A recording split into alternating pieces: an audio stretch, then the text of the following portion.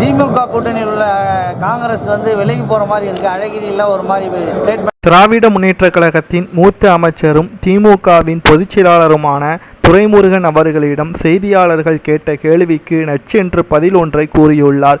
காங்கிரஸ் வருகின்ற நாடாளுமன்ற தேர்தலில் 21 தொகுதிகளை கேட்டிருக்கிறது.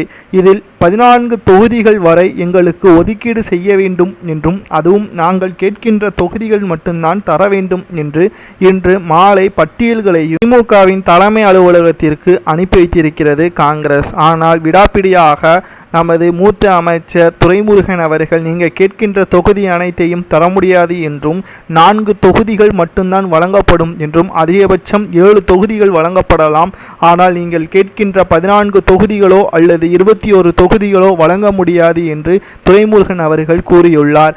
அனைத்து தொகுதிகளையும் உங்களுக்கே கொடுத்துவிட்டு நாங்கள் என்ன செய்ய முடியும் என்றும் தேர்தலை வியாபாரமாக தற்பொழுது துரைமுருகன் அவர்கள் பார்த்து வருகிறார்.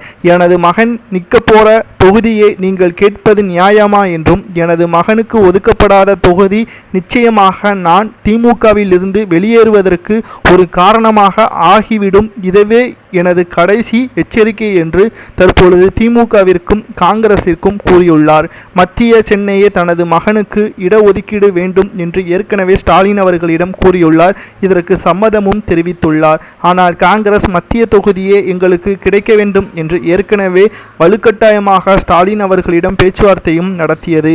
இதற்கு ஸ்டாலின் அவர்கள் ஒத்துக்கொண்டால் நிச்சயமாக திமுகவில் நடப்பதை வேறு என்று மறைமுகமாக துரைமுருகன் அவர்களும் கூறியிருப்பதும் குறிப்பிடத்தக்கது.